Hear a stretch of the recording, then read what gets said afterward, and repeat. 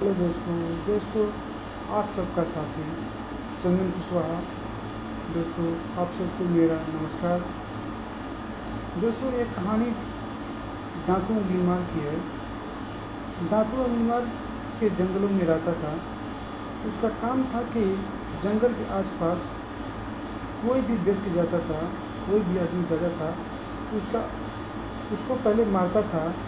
बाद में एक फिंगर काटकर अपने गले में पहन लेता था, धारण कर लेता था, जिसे लोग डाकू उंगली मार के नाम से जाने लगे।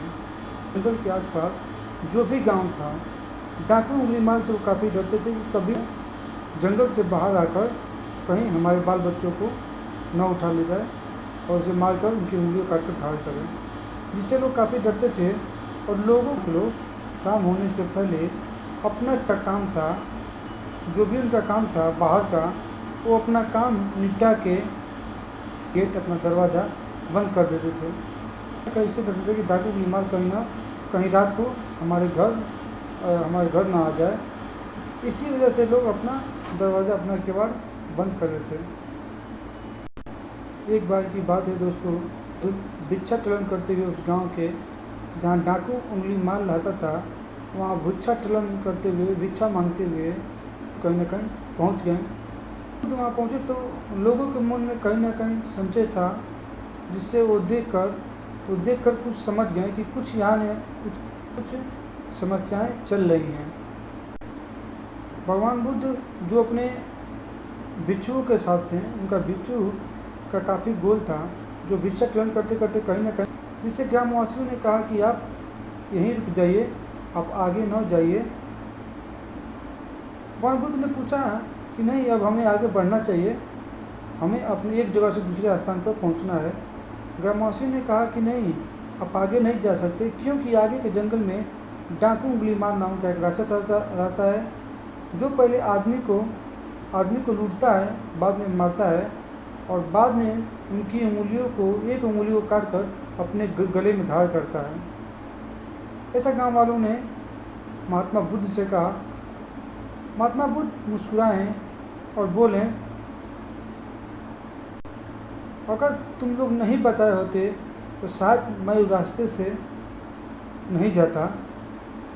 महात्मा बुद्ध क्या बोले, अगर तुम लोग नहीं बताए होते तो शायद मैं उस रास्ते से नहीं जाता, लेकिन अब अगर आप लोग बता दिए हमें, अगर आप लोग हमें बता दिए तो हमें कहीं ना कहीं उस मार्ग से जाना चाहिए।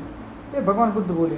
भगवान बुद्ध ग्रामवासियों ने काफ़ी भगवान बुद्ध को रोकने की कोशिश की, लेकिन भगवान बुद्ध नहीं माने। और कहना ये भी है कि एक समय उनके बिच्छू भी डर गए, डाकू उंगलीमाल मार न दे, जो कि उस भगवान बुद्ध और उनके भिक्षुकों के साथ वो गांव से आगे बढ़े और डाकू उंगलीमाल रहता था, उसके आसपास पहुँचे। डाकू उंगलीमाल उसको कहीं न कहीं से एहसास हुआ कि कोई ना कोई इस जंगल में आ रहा था, तो अपनी गुफा के बाहर आके रुक गया।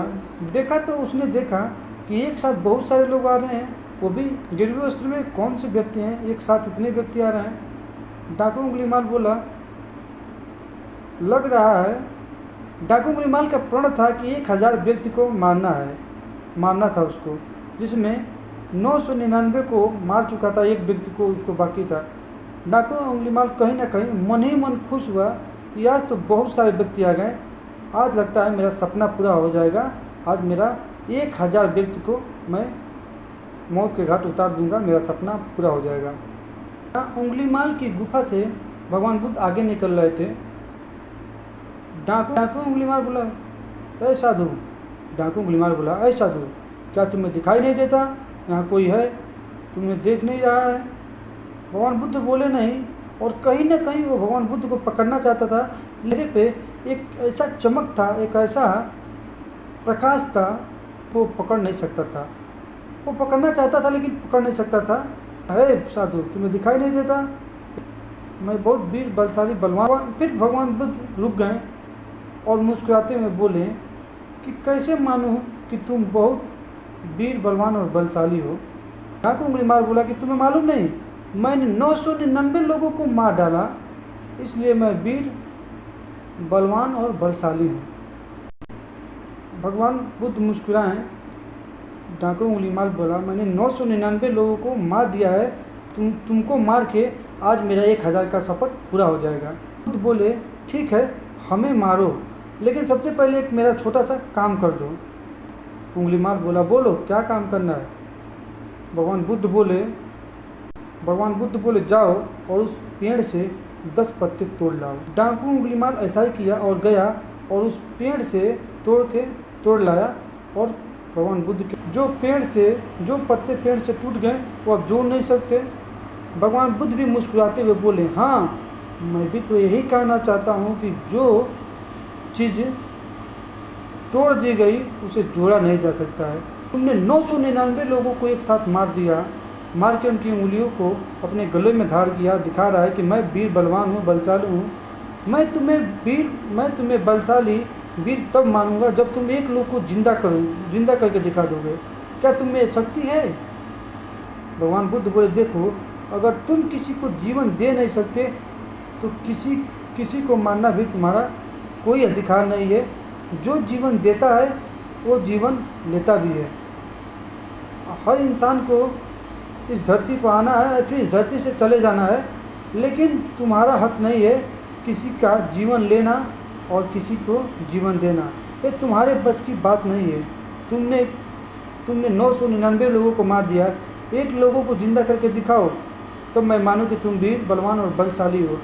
डाकू उंगलीमाल की आंखों में आंसू आ गई और वो भगवान बुद्ध के चरणों में गिरकर माफ़ी मांगा।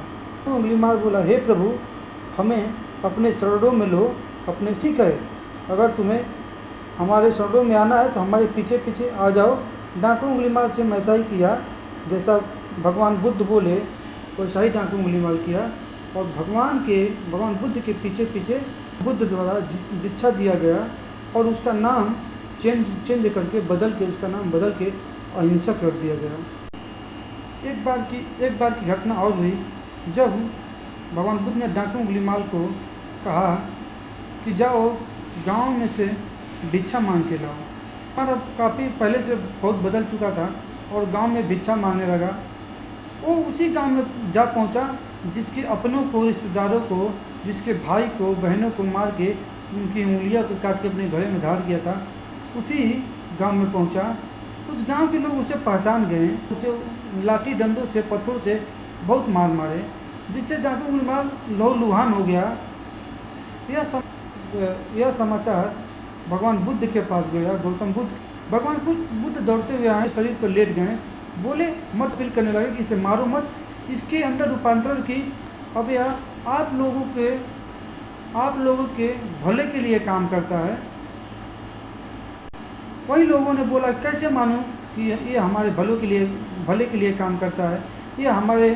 किसी ने बोला ये हमारे भाई को मारा, किसी ने बोला ये हमारे चाचा को मारा, किसी ने बोला ये हमारे पिता को मारा, किसी ने बोला ये हमारी बहन को मारा। ऐसे ऐसे करके लोग बोलने लगे भगवान बुद्ध से। भगवान बुद्ध बोले, अभी ये पूरा बदल गया है, अभी ये डाकू उंगलीमाल नहीं, ये अहिंसक हो गया है और आप लोगों के भलाई के लिए काम करता है। लोगों ने पूछा, कैसे मानूं कि यह हमारे भलाई के लिए काम करता है। वहीं एक औरत खड़ी थी और बोली, हाँ मैंने देखा कि यह लोगों को भलाई के लिए काम करते हैं। मैंने देखा घने जंगलों के बीच बैलगाड़ी जा रही थी। उस बैलगाड़ी में एक महिला थी जो प्रसव पीड़ा दर्द से वो काफ़ी परेशान थी, बहुत परेशान थी और वो चिल्ला रही थी। उसको पीड़ा इतना हो रहा था कि वो चिल्ला रही थी। तभी देखा मैंने इनको कि ये दौड़ते दौड़ते गए और उनका समाचार पूछा, क्या है। साथ में जो महिला थी वो बताई कि इसे प्रसव पीड़ा है, इसलिए चिल्ला रही है। हमारे बैलगाड़ी का पहिया टूट गया है, जिससे हम आगे नहीं जा सकते हैं, औषधि वैद्यराज के पास नहीं जा सकते हैं। उंगलीमाल ने बोला, ठीक है ठहरिए आप, मैं जाता हूँ अपने गुरु के पास और इसका कुछ ना कुछ उपाय पूछ के आता हूँ। उंगलीमाल दौड़ते गया और भगवान बुद्ध से इसका उपाय पूछ के आया। वही भगवान बुद्ध ने उसको उपाय बताया था कि जाओ और उसके सर पे हाथ रख देना और बोलना, उस औरत के सर पे हाथ रखना और बोलना कि जब से मैंने अच्छाई के लिए काम किया और उस अच्छाई से जो भी हमें ज्ञान प्राप्त हुआ हो, वह सब शक्ति इनको समर्पित हो और इनका प्रसव पीड़ा कम हो और इनका बच्चा अच्छे से स्वस्थ हो और ये भी स्वस्थ हो।